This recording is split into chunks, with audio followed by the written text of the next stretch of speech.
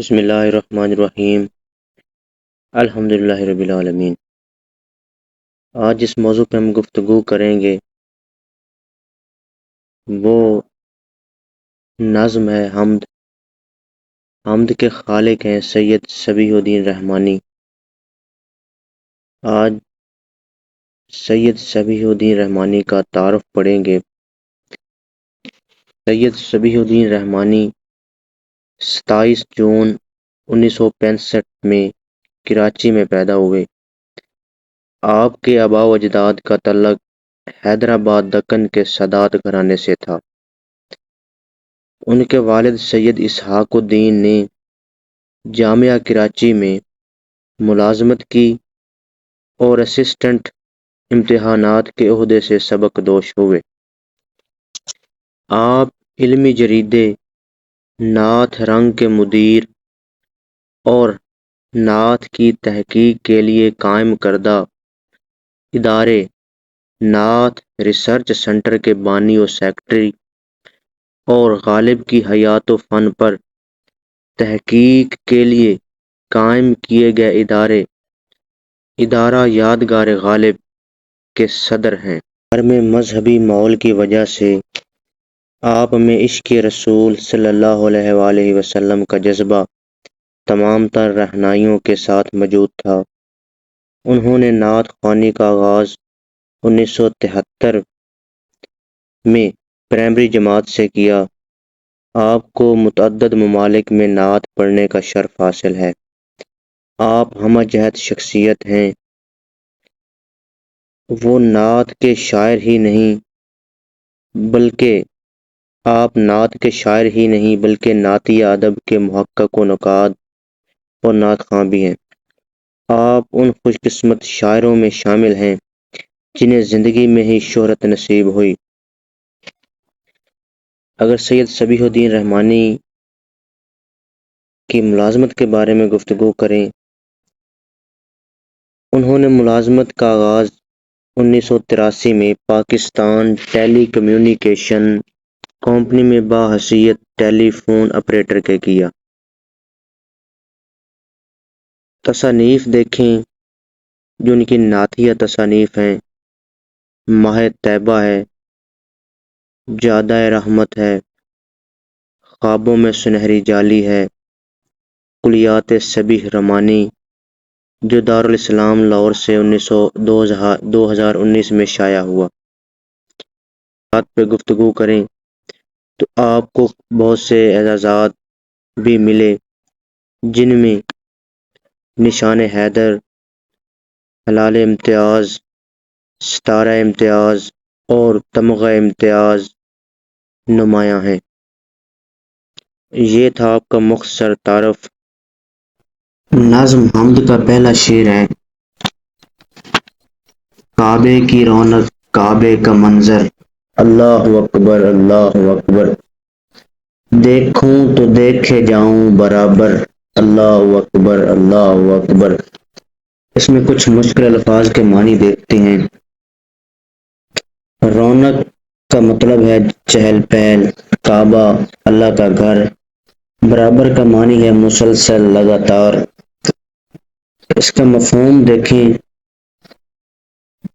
کعبے کی رونق اور منظر اس قدر دلکش ہے کہ انسان اسے دیکھے تو مسلسل دیکھتا ہی رہے اور زبان سے بے اختیار اللہ اکبر نکلتا رہے۔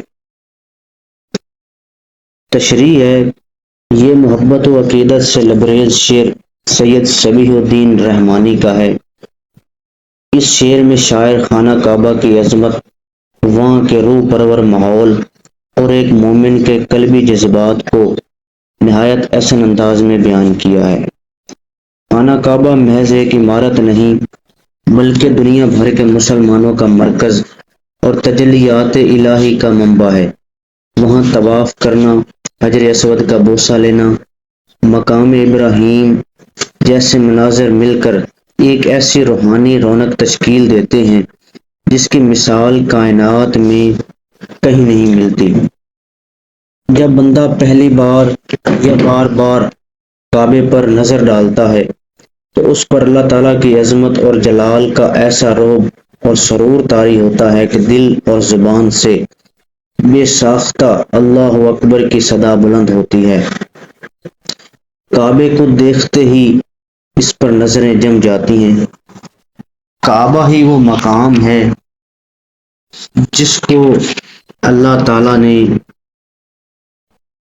سب سے پہلے بنایا، اور اللہ تعالیٰ نے قرآن مجید میں ارشاد فرمایا سورۃ آل عمران میں، اس کا ترجمہ ہے اس آیت کا: بے شک پہلا جو گھر لوگوں کے لیے بنایا گیا جو مکہ میں ہے، تمام جہان والوں کے لیے برکت والا اور ہدایت کا مرکز ہے۔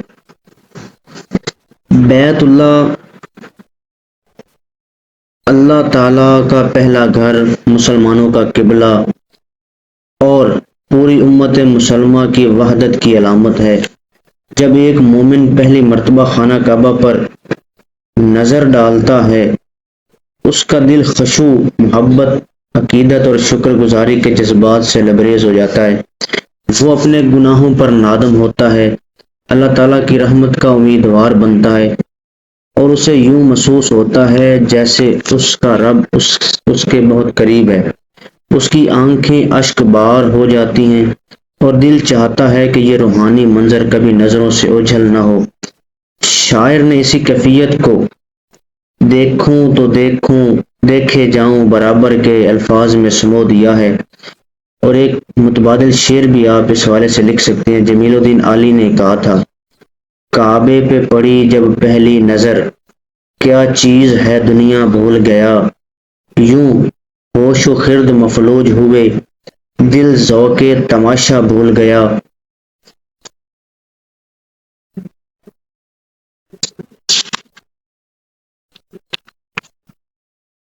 حج اور عمرہ بندہ مومن کی روحانی زندگی میں ایک نئی پاکیزگی پیدا کرتا ہے۔ جب وہ بیت اللہ کے سامنے کھڑا ہو کر اپنے رب سے مناجات کرتا ہے تو اس کے دل کا بوجھ ہلکا ہو جاتا ہے، ایمان تازہ ہو جاتا ہے، اور اسے اللہ تعالیٰ کی رحمت کا گہرا احساس ہوتا ہے۔ ایک حدیث میں رسول اکرم صلی اللہ علیہ وسلم نے فرمایا، جس کا ترجمہ ہے: ایک عمرہ دوسرے عمرے تک کے گناہوں کا کفارہ ہے، اور حج مبرور کا بدلہ جنت کے سوا کچھ نہیں۔ شاعر نے بیت اللہ کی بے مثال رونق، جلال اور روحانی عظمت کو دیکھ کر حیرت زدہ ہونے کا اظہار کیا ہے، اور بے اختیار اللہ تعالیٰ کی کبریائی کو بیان کرنے لگتا ہے، کیونکہ بیت اللہ میں اللہ تعالیٰ کے جلووں کا عکس نظر آتا ہے۔ اس روحانی کیفیت کی ترجمانی ایک شاعر نے ایسے کی ہے: ہے جنت کا ٹکڑا یہ سارا جہاں، درِ کعبہ پہ جھلکتا ہے سارا نگر۔ فنی لحاظ سے اس شعر میں اگر دیکھا جائے تو اس شعر میں سادہ، دل نشین اور مؤثر زبان استعمال ہوئی ہے، اور اس شعر میں تکرار لفظی کا استعمال کیا گیا ہے۔ تکرار لفظی کیا ہوتا ہے؟ کسی لفظ کو کلام یا جملے میں بار بار دہرانا۔ تو صنعت تکرار لفظی سے شعر میں موسیقت و ترنم کی کیفیت پیدا ہوتی ہے۔ منظر نگاری، جذبات نگاری، تکرار اور سلاسل بیان نے شعر کے حسن کو دوبالا کر دیا ہے۔